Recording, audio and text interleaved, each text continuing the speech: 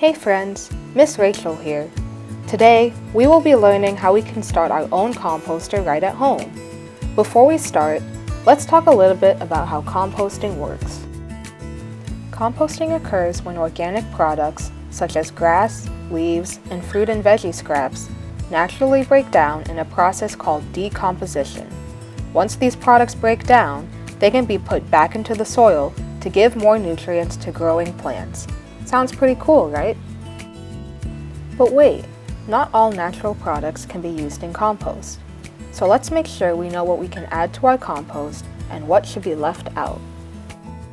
Some things you can add to your compost include leaves and twigs, grass clippings, newspaper, fruit and vegetable peels, eggshells, and coffee grinds. Now here are some things you shouldn't put in your compost: meat, bones, cheese, milk, oils, and butter. These foods won't give the soil the nutrients it needs, and it'll make your compost slimy and smelly too. Now let's look at some of the veggies and fruits I will be using to make our indoor composter. Carrots are great for compost. They not only contain nutrients that are helpful for us, like vitamin A and potassium, but they're also helpful for soil and plants. You can use carrot tops and peels for your indoor compost. Bananas and clementines are great for compost as well. If you're eating these fruits for a snack, don't throw away their peels just yet. We can save those and put them in our composter for later. Here's what you'll need to make your own indoor composter.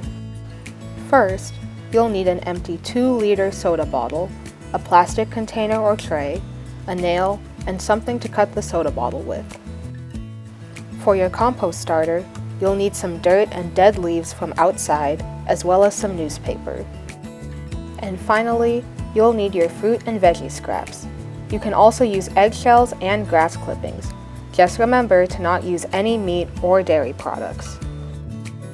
Alright, let's get ready to make our composter. First, cut off the top part of the soda bottle.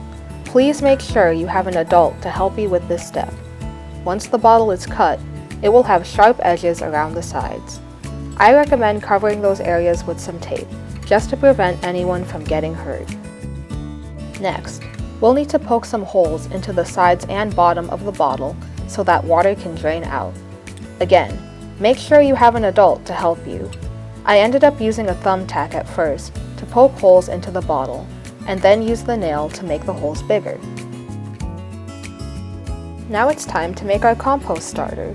Place your bottle on a plastic lid or tray and add some dirt inside the bottle. Then rip the newspaper into small pieces and add them on top of the dirt. Finally, take the dead leaves and add them to your dirt and newspaper. You'll want to add some water to your compost starter to make it damp. I'm using a spray bottle filled with water, but you could also sprinkle some water in using a cup.